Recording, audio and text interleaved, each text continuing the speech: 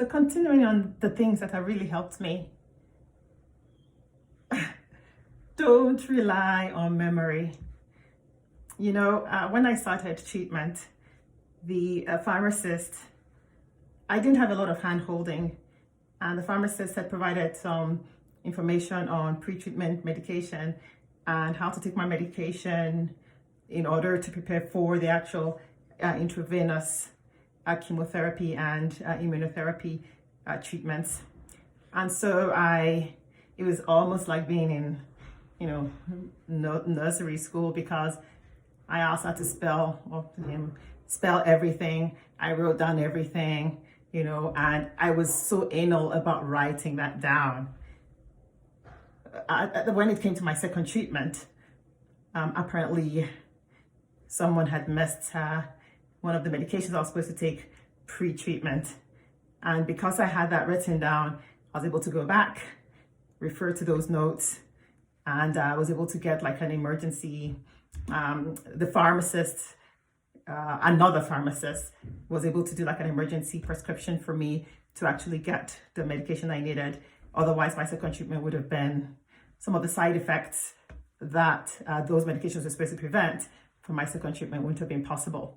Another thing as well is I've used my phone notes to literally capture everything, starting from the most ridiculous things. And this is all with regards to my treatment in general. So little things like at this time this happened, on this day that happened, I got a call from this person, from this, the doctor said I should do that.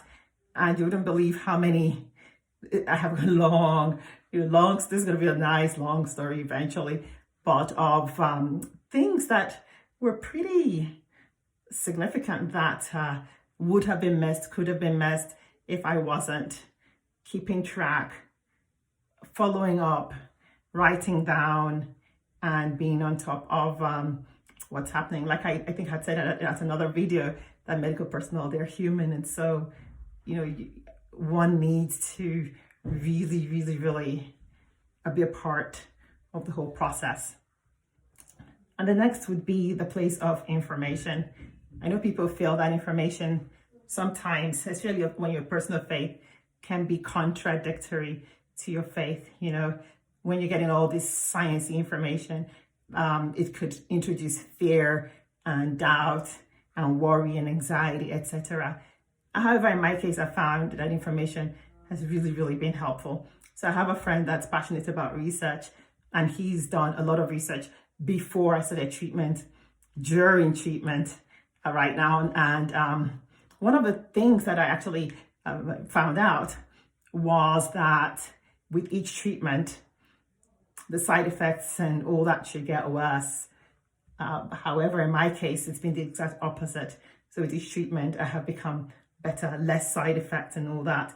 So I can clearly see, that this is a miracle, that God's word and God's power has shown up on my behalf. So the average person would have experienced worsening side effects, but I haven't had that experience.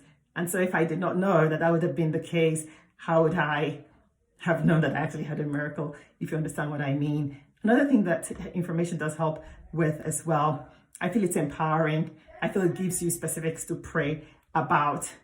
I feel sometimes the unknown actually can create more fear than when now you can call things by name, you can speak to things, you know exactly what's happening in this part of your body or right? Like, so I feel like information does help, and it does help with you actually being able to see incremental miracles, incremental testimonies, progress, and all that. So that's it. So I spoke about 5 things, 3 in the prior video. Summary would be, no self-pity, don't focus on the symptoms, start doing little things that you can do. And then today, just about information being power, and don't rely on memory. Make sure you write everything down, because memory isn't the best way to remember things, even though it should be. God bless.